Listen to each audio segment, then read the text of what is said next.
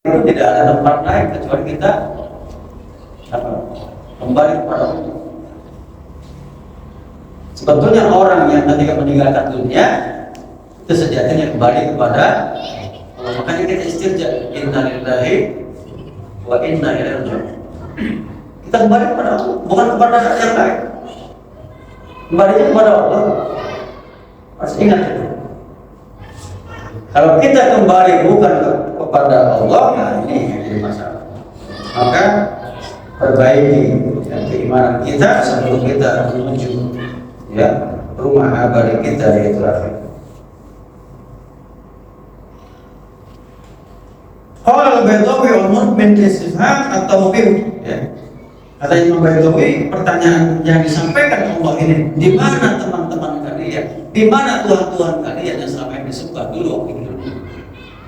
Sebetulnya ejekan dari Allah. Ejekan, merendahkan mereka. Kalau kita direndahkan orang, masih ada tempat kita bernaung kepada Allah. Tapi kalau orang sudah direndahkan oleh Allah, tidak ada lagi kita tempat untuk menggantung diri. Berharap. Jadi jangan merasa kecil hati ketika direndahkan orang. Jangan. Ya, kenapa? Masih ada tempat kita bergantung, yaitu Allah. Tapi kalau sudah Allah rendahkan, nggak ada lagi yang bisa mengangkat kita. Nggak. Tidak ada yang bisa membela kita. Ya, ini prinsip hidup. Di selama kita ini masih diayomi oleh Allah, dinaungi oleh Allah, jangan takut apapun yang kita hadapi di dunia. Memang tidak mudah ya untuk bisa menyampaikan itu, karena prakteknya lebih berat dibandingkan berkata-kata. Saya bayangkan Bapak Ibu, bayangin Nabi ketika mendapatkan wahyu. Dia seorang pengembala kambing, yatim. Ya, 6 tahun ibunya udah gak ada, yatim dia. Dan dia bukan kaya raya, ngaku Nabi. Bayangkan Bapak Ibu, ngaku Nabi. Kalau Nabi itu mohon maaf anak raja, ya, punya harta, ya, kemudian dia sebagai mungkin putra mahkota, ya, tidak dengar omongannya. Tentang lagi yang udah yatim piatu, pekerjaannya cuma pengembala, bukan kaya raya, ngaku Nabi. Saya ngebayangin ya Allah betapa beratnya Nabi menyampaikan. Nabi sendiri loh gitu. Tapi apa? Karena gantungannya Allah, semuanya jadi ringan, jadi kecil. Jangan dipikir Nabi itu nggak stres awalnya. Dapat wahyu aja di gua Hira, berat sampai menggigil nggak bisa tidur. Tapi karena Allah yakinkan Muhammad, cukup gantungan kamu aku aja, nggak ada yang lain, aman gitu.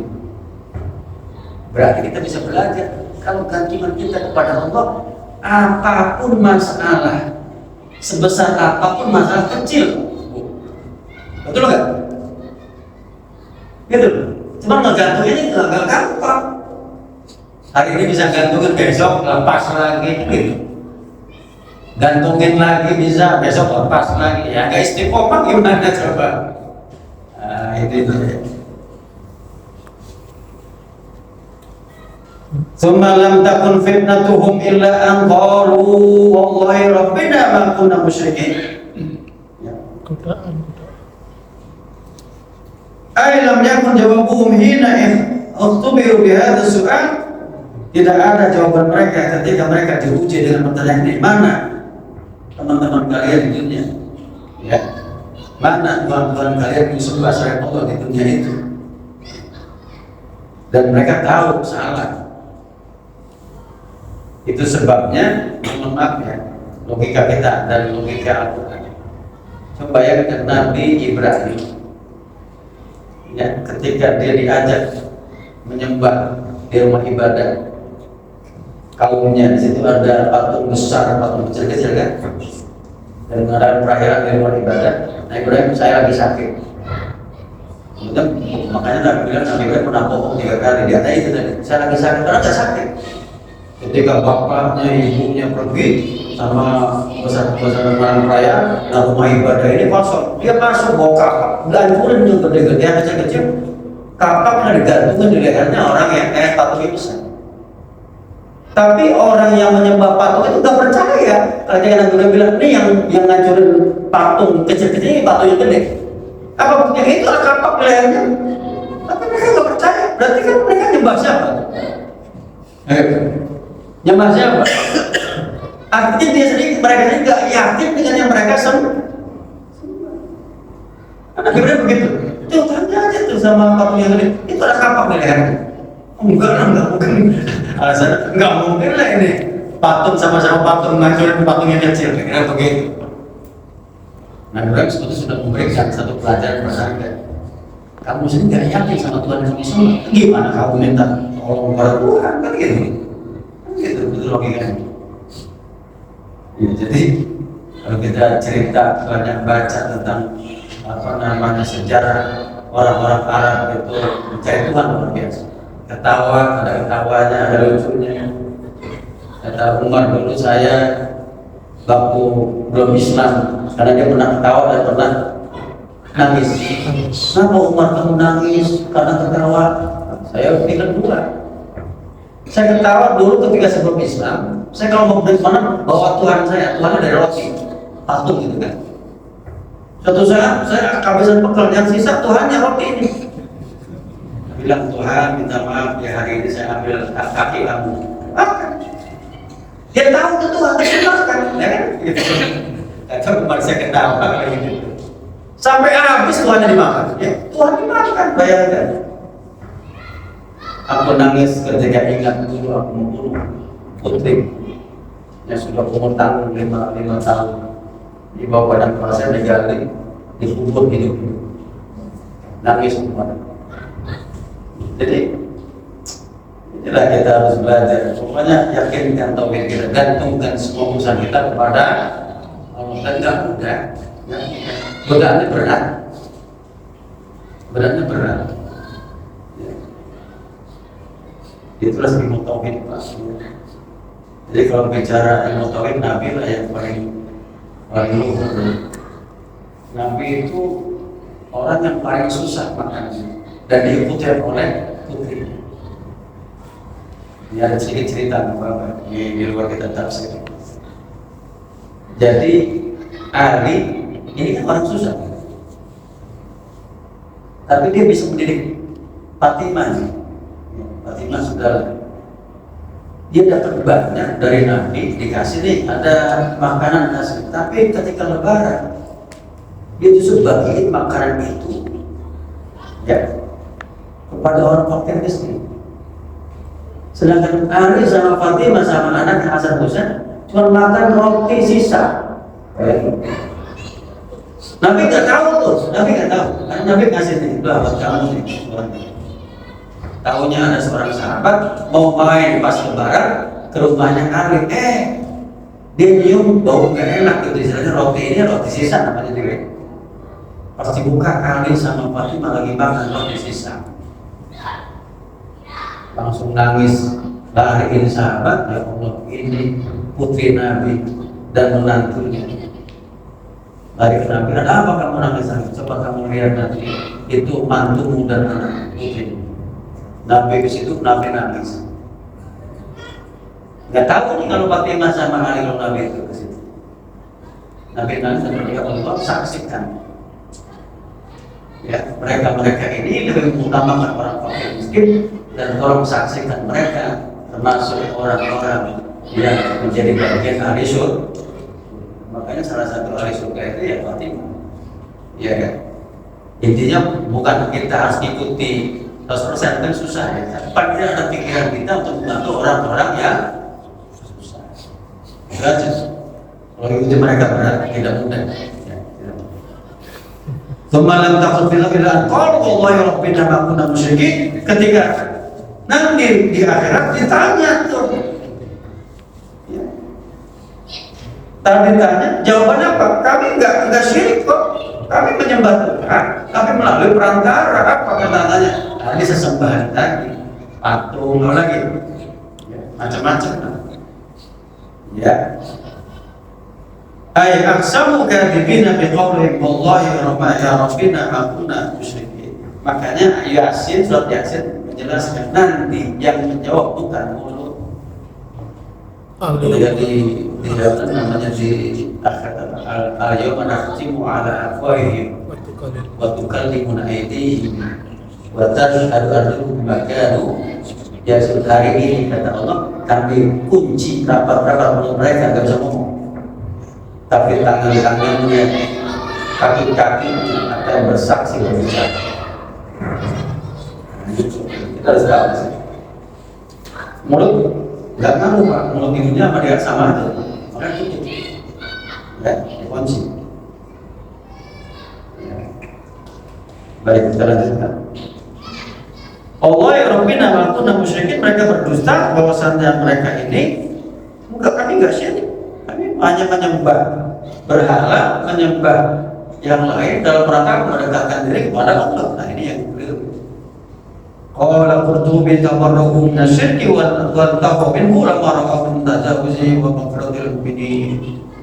Qala Ibnu Abbas yaqulullah ya al-ikhlas thumma fa idza ra'a musyrikuna dzalika qalu ta'ala naqulu inna kunna 'ala dhunubi wa lam nakun musyrikin. Nanti Al-Qur'an menjelaskan ketika orang-orang beriman dihapuskan dosa-dosanya di akhirat nanti, ya, karena masih mereka ada imannya. Tapi orang-orang yang tidak beriman ini, ketika melihat orang-orang beriman yang dosanya mereka ini langsung mengklaim sendiri, kamu tidak beriman. Menyembah berhala, bukan menyembah berhala, tapi sejatinya kami sebetulnya menyembah Tuhan itu. Ya. Undur kaifa kadzabu ala muslim, katakan lihatlah Muhammad bagaimana orang-orang ini berbohong atas diri mereka. Karena sejatinya Bapak Ibu, bohongnya kita ya kembali jelek kepada siapa? Kepada diri kita sendiri. Kan sudah saya sampaikan, orang berdusta supaya menutupi dustanya akan menimbulkan dusta kedua. Supaya dusta keduanya dipertahankan, dia harus membutuhkan dusta ketiga. Semuanya kejelekan kembali ke dirinya sendiri. Bukan orang lain. Betul ada orang dibohongin kan itu. Ada orang dibohongin. Termasuk dalam jual beli, kalau kita membohongi orang, sebetulnya bohongin diri sendiri, ya. Bukan orang lain. Ya. Enak saya untung ya, dapat bohongin, timbangannya dikurangi. Ya, secara materi kamu untung, tapi besok kamu akan untung kan gitu. Coba lihat, ada orang yang mau beli 2 kali ketika tahu beliannya itu kurang timbangan. Ada yang mau 2 kali? Gak akan. Ya itulah dunia gitu. Ya. Maka jujur itu pahit, tetapi manis rasanya kalau sudah berhasil kita pertahankan kita lakukan. Untuk kata bahwa anfusihim, ya. Wa dhalla anhum ma kanu yaftarun, dan mereka ini tersesat.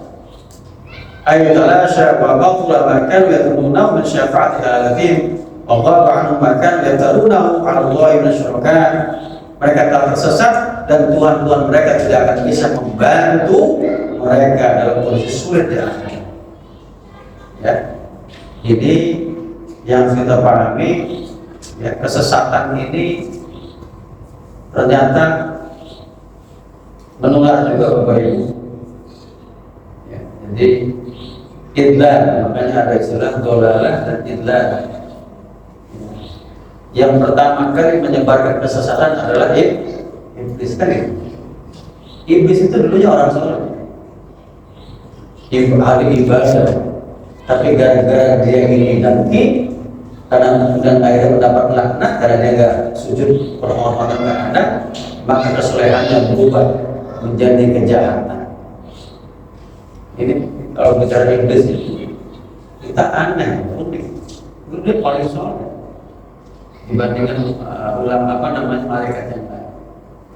Tetapi kesolehannya rusak ya, dengan kedengkian, dengan iri hatinya. Maka dari peristiwa iblis ini kita belajar kesolehan kita akan rusak dengan kedengkian. Ini susah, soleh, tapi jangan dengki supaya solehnya tetap abadi. Gitu bisa. Maka dia nggak terima ketika sampaikan, kamu terlaknat. kamu masuk neraka. Ya Allah, aku nggak terima nih, gara-gara Adam ini saya telat, maka saya akan bersumpah menyesatkan anak Adam dan seterusnya sampai hari kiamat. Inilah kita bagiannya sekarang, ya, dicoba, digoda dan seterusnya. Dan salah satu cara mempertahankan diri kita yaitu mendekatkan diri kepada Allah melalui ajaran sampaikan Nabi. Itu, jadi yang perlu kita pahami. Dan ayat berikutnya, wa minhum man yastami'u ilaika, di antara mereka Muhammad, ya, orang-orang musyrik ini ada orang yang mendengarkan, ya. Wa ja'alna 'ala qulubi akinatan ayafqahu fi hadhihi al-mafra. Ay ja'alna 'ala qulubi aqtiyah di ala yafqahu Quran.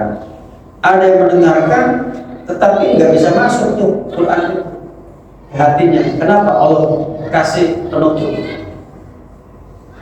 Jadi yang mendengarkan Quran zaman Nabi itu orang musyrik banyak, tapi berapa banyak yang mendengarkan dan akhirnya masuk Islam? Cuma beberapa orang aja masuk umat. Umat itu masukkan gara-gara mendengarkan. Iya kan?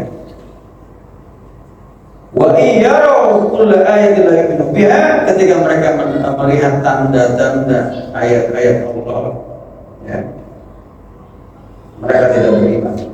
Hatta idza ja'uka yujadilunaka yaqulu alladziina kafaru inna hadza illa asatirul awwalin. Ketika mereka, ya, mendatangimu berdebat dengan kesombongan mereka, ini lagi-lagi kesombongan. Ini ciri khasnya orang-orang yang tidak beriman tuh sombong. Maka kalau kita beriman sombong, maka kita seperti ikuti orang tidak beriman, ya. Maka nggak boleh kita sombong. Nah, sombong inilah yang menjadi pelajaran berharga dari iblis. Iblis itu kenapa terlaknat? Karena dia sombong. Aba wastakbar, abai dan sombong. In hadza illa asatirul yaqul alladziina kafaru, mereka orang-orang kafir akan berkata, ini Al-Qur'an merupakan apa? Cerita-cerita legenda. Itu legenda, ya. Legenda itu kan kita nggak tahu kebenarannya, tapi kita seakan-akan yakin ya. Coba di legenda di Jawa Barat contohnya ada namanya Tambukan Perahu, ya. Sangkuriang. Kita kalau ditanya, yakin nggak itu benar ceritanya? Gak ada sejarahnya itu cerita. Ini loh, ada datanya. Itu kan legenda. Tutur tinulah kan gitu. Gak ada itu.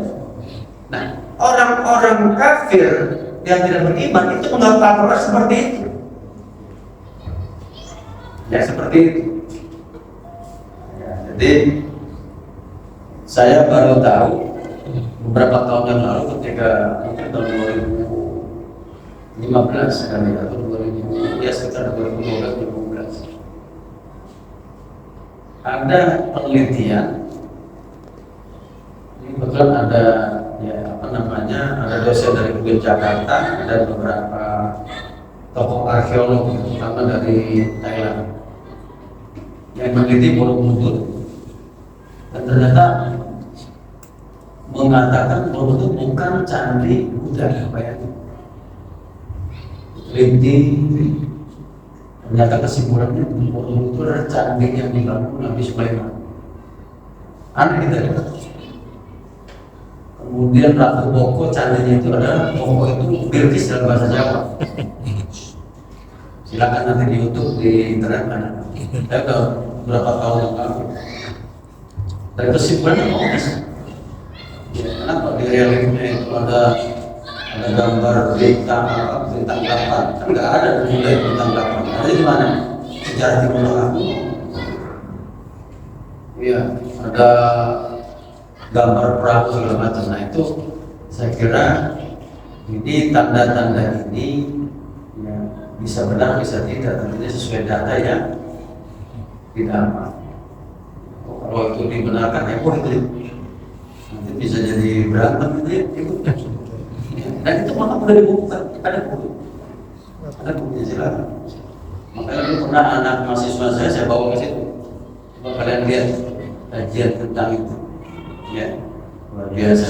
Orang membaca dari legenda awal legenda, tapi dicoba Al-Quran menyampaikan Ratu Bilqis punya istana megah, Sulaiman juga istana, kan cuma dua raja dan ratu yang disebutkan di Al-Quran, Sulaiman dan Bilqis. Nggak ada. Coba cerita yang lain nggak disebutkan. Coba kalau Nabi Sulaiman disebutkan detail betul tentang kerajaannya megah, Bilqis disebutkan tentang singgasananya kan gitu. Nggak ada, cuma dua itu yang ada di kajian Quran tentang raja dan ratu. Wa hum yan'auna 'anhu wa yanhauna 'anhu wa yuhlikuna illa anfusahum wa yashkurun, ya. Wa hum yan'auna 'anhu. Awal musyrikun mengkadzibuna yanhauna an-nasa 'anil. Nah ini dia. Ketika saya bilang tadi bahwasanya ada orang sesat menyesatkan, ini mereka ini orang-orang musyrik nggak rela kalau orang lain yang musyrik mendengarkan Al-Quran, sengaja dijauhkan, melarangnya dan menjauhkan. Nah ini dia. Ini hati-hati kalau ada orang mengupayakan pasti dijauhi orang, bahaya. Harus kita lawan. Ya. Kenapa? Kalau dia sesat sendiri nggak masalah, tapi kalau menyesatkan orang lain ini berbahaya. Itu prinsipnya setan begitu. Saya nggak mau sesat sendiri, saya mau ajak Bani Adam sesat sebanyak-banyak. Insya Allah selama masih ada masjid kita, di masjid mana aja bukan di sini, di mana masjid kita dimakmurkan, insya Allah ya kita termasuk orang-orang yang selamat. Ya, amin ya Rabbal. Jangan pernah putus asa dan bosan lelah memakmurkan masjid karena benteng. Wa yuhlikuna ila anfusihim wa yashkurun, dan apa yang mereka lakukan ini sebetulnya bukan menghancurkan orang lain, tapi menghancurkan diri mereka sendiri. Ya. Dan mereka nggak merasa, wa majnun nggak merasa. Ya. Ini yang kita pahami bahwa sifat-sifat seperti ini, ya. Kita kadang sering mudah melihat kesalahan orang lain, tapi susah melihat kesalahan diri. Lebih enak kan melihat kesalahan orang lain dibanding kesalahan sendiri. Ini termasuk salah satu ciri ya, orang-orang musyrik saat itu, mereka lebih cenderung ya melihat kesalahan orang lain dibanding diri sendiri, dan mereka tidak merasa kalau mereka itu sudah sesat. Ya. Saya kira ini ya, pada bertanya mau terkait dengan kajian surat Al-An'am ini yang dibicarakan adalah terkait orang-orang tidak beriman dan dari kalangan orang musyrik di Mekah. Menurut manfaatnya, ya, apa yang kita pelajari pada nanti kita lanjutkan ayat 27 ya, di ayat 6. Baik, bersama-sama kita berdoa, mudah-mudahan apa yang kita kaji menambah wawasan, menambah iman kita terhadap Al-Quran, dan kita istiqomah pelajaran yang gantungkan apapun yang dalam hidup kita ini kepada Allah, jangan gantungkan ke yang lain. Ya, kalau kita dihinakan orang, selama Allah tidak menghinakan kita, insya Allah kita bagian orang-orang beruntung di dunia dan akhirat.